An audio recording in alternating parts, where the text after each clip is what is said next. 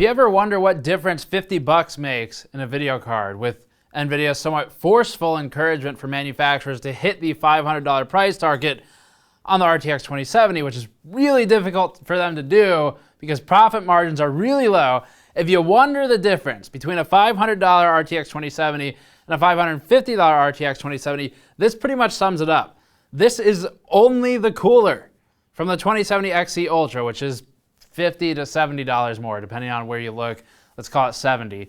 And this is the entire RTX 2070 Black Edition. And this card fits within the space of the cooler alone for the XE Ultra 2070. And this is an important thing to look at. It's important to look at what does this 2070 really clearly forced price that manufacturers are mostly hitting. At 500 bucks, what do you get for that 2070? Versus what happens if you spend a little bit of extra money?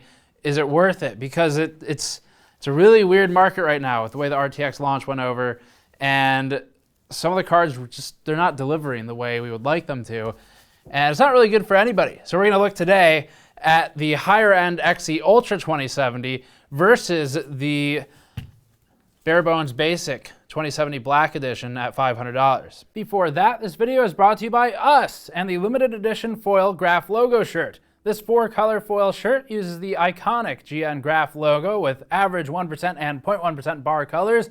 It's printed on a soft, high quality, and custom made 100% cotton shirt and is available on store.gamersnexus.net until stock runs out. Once it's gone, we will not be making more of these shirts. We sold out within 2 weeks of our previous limited edition shirt, so click on the link below to pre-order now. To EVGA's credit here, their 2070 Black is actually a pretty damn good card for the $500 price point, and we're going to call $500 cheap because relative to other RTX cards, sadly it is. But this one's pretty good. There are some really not good ones out there, and we'll probably look at those at some point. This is one of the better ones, so we'll give them credit. That means the difference between this and the XE Ultra won't be quite as profound as perhaps one of the low-end Gigabyte models and one of the higher-end models. Either way, though, we're going to be just focusing on the 2070s today, so the charts will have everything in them, but we're only really going to be talking about the 2070s that we're testing. And if you want the comparison of how the 2070 compares to like Vega or GTX 10 series, check our previous content, including the review or the follow-up Vega 56 overpower mod where we blasted it with wattage and current and everything. Blasted it with a lot of current, basically. We increased the power target by 242% from baseline and drove 500 watts into the card. If you want to see that content, check the other video because we'll compare the cards there. But this one's just 2070s. So the real discussion here is going to be overclocking, thermals, and noise, primarily on the overclocking side. And one of the reasons that is the primary focus is because of the new identifier on Nvidia GPUs. The Turing GPUs have an A signifier at the end of the middle digit, so this is a TU106-400A A1. And the A1 is the revision, ignore that. It's the 400 blank that matters. Is it 400 or is it 400A? 400A is going to be a bit of a higher end GPU that Nvidia has pre-sorted for the add-in board partner, and that will impact the out-of-the-box frequencies and therefore thermals to some extent. So we'll be talking about that today. Let's start with overclock stepping. We'll get through thermals, games, all that stuff, but it's really overclocking, thermals, and noise that matter the most today. Let's start with some overclock stepping charts. The 2070 XE Ultra gets a 130% power target and has a PCB and VRM that are basically from the 2080 FE, whereas the 2070 Black uses a 2070 FE PCB VRM. We have an analysis of both of these already on the channel. The XE Ultra's higher power target helps in overclocking with no offset at all. Our stock performance on the XE Ultra landed us at 1950 MHz peak, or more realistically 1910 MHz average once heated up. The performance cap was instantly power, where it remained capped until our next step in the chart. After increasing the power target, we sustained 1920 MHz average without any core offsets. We eventually ran up to a 125 MHz core offset, still with 0 MHz memory offset here, and found stability at about 2040 MHz when heated up and left to auto fan speeds of 1580 RPM. The new limit was VREL and power mixed together, and less so just strict power this time. Memory overclocked very well on this platform. We found stability at 1080 MHz offset for over 16 gigabits per second throughput. The core clock averaged 2040 MHz when left to auto fan speeds, or 2055 when allowed below 60 degrees Celsius as a result of the boosting algorithm.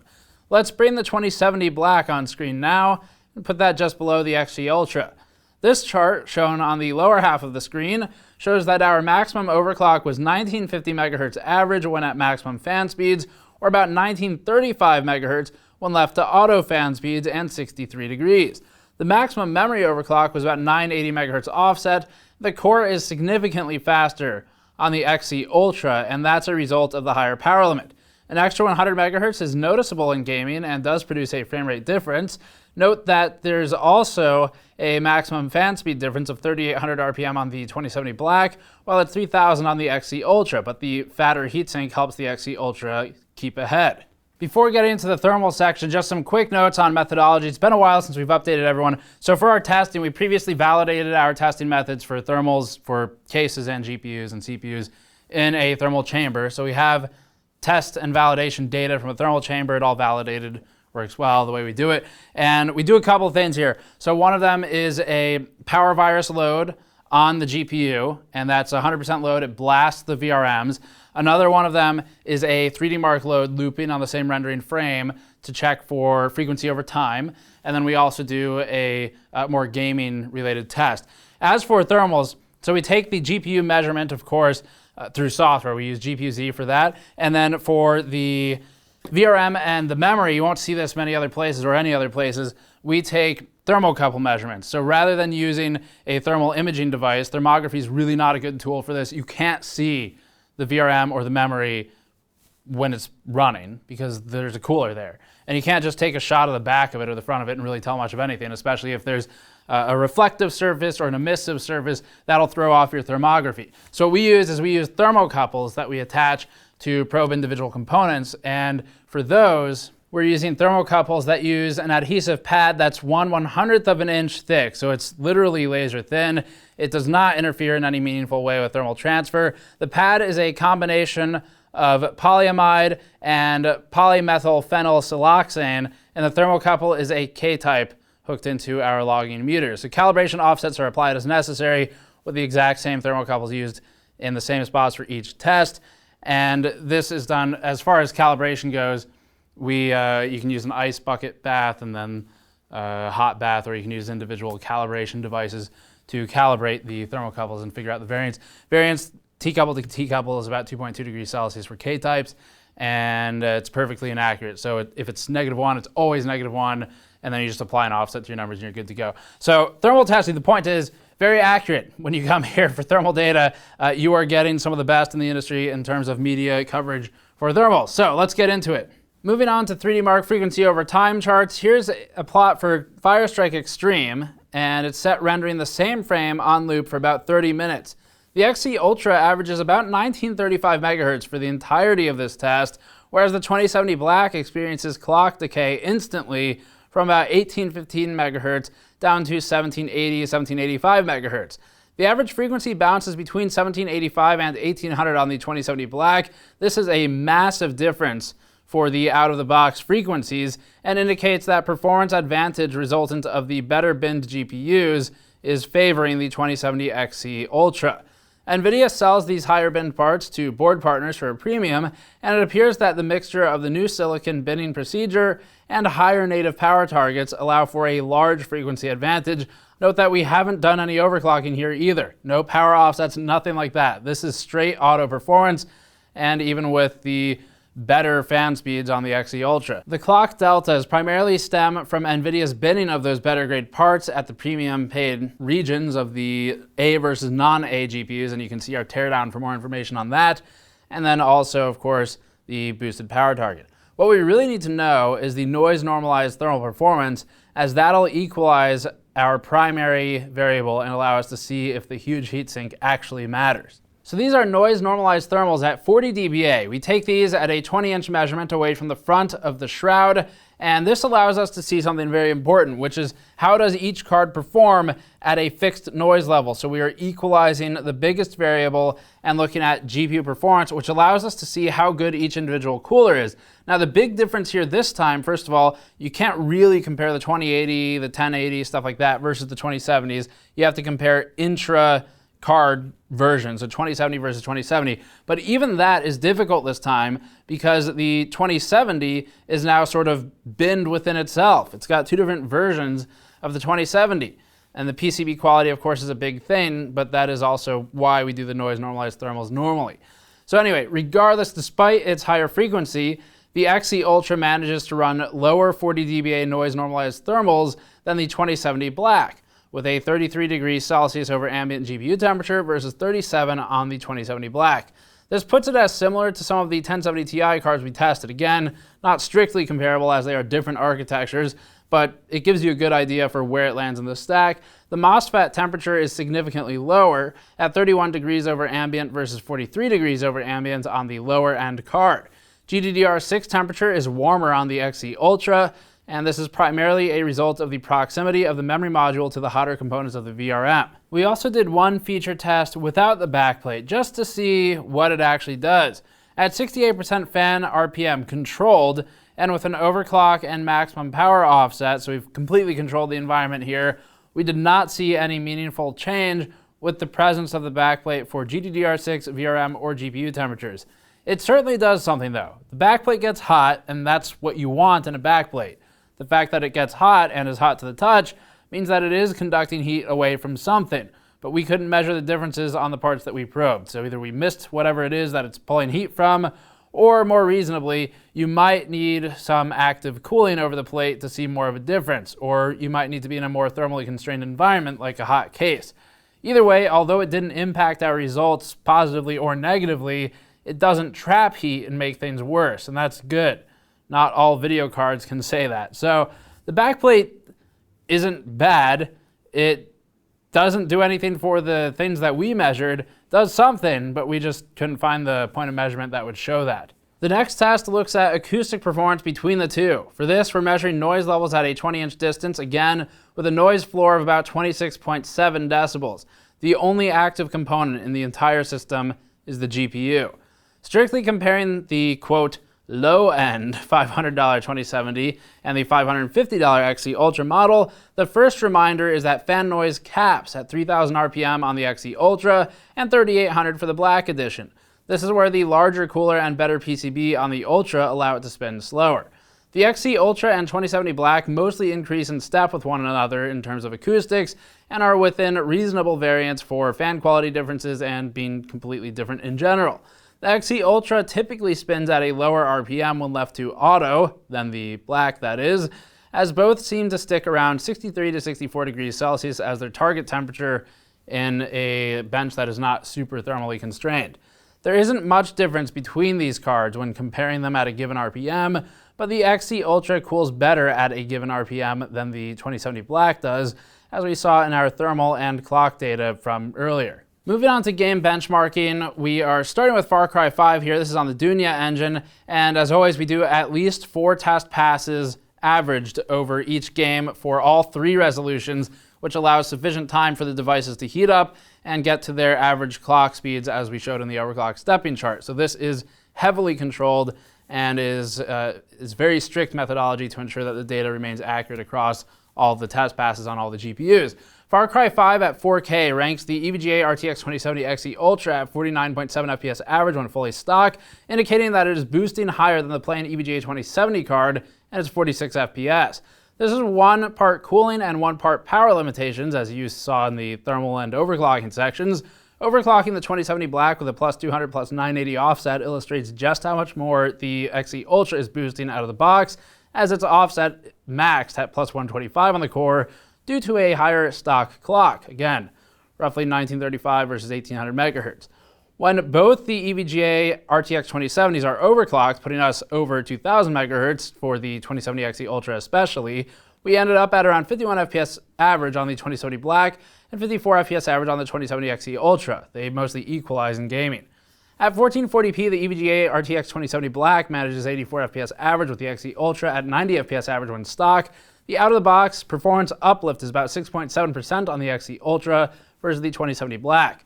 Overclocking both cards allows the XE Ultra to retain its lead as a result of landing higher on the volt frequency curve from lower temperatures, though the gap closes to a difference of 3 FPS, and that's between 97 FPS and 93 FPS, maybe 4 then, so they are basically indistinguishable in frame rate when overclocked.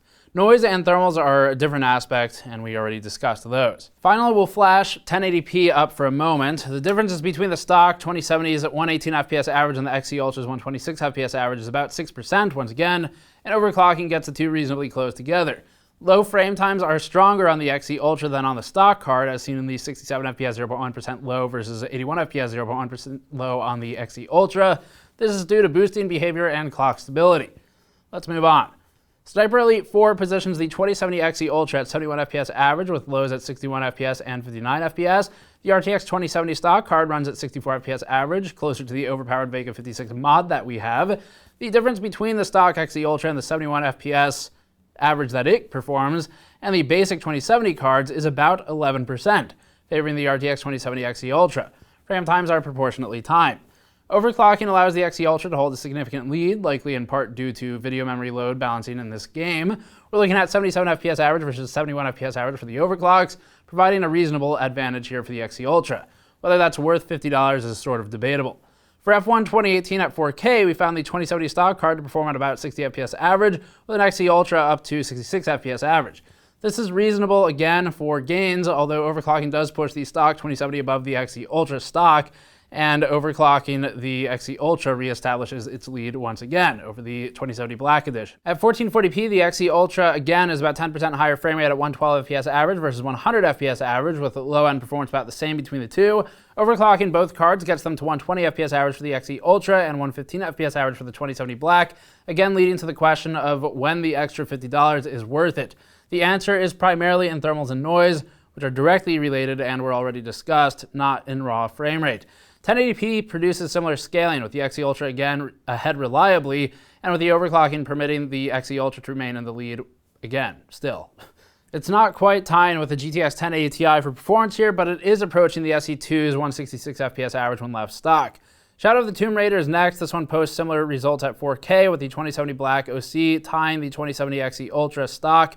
Again, we're seeing largely single-digit performance improvements in the performance for the XE Ultra versus the stock or Black Edition model. At 1440p, the overclocked XE Ultra is a few points ahead of the overclocked 2070, once again, with the same thing happening with stock performance and no overclocking. Finally, for power consumption, we measured the following plot in Ashes of the Singularity 4K Crazy once all benchmark runs were aligned and synchronized in data.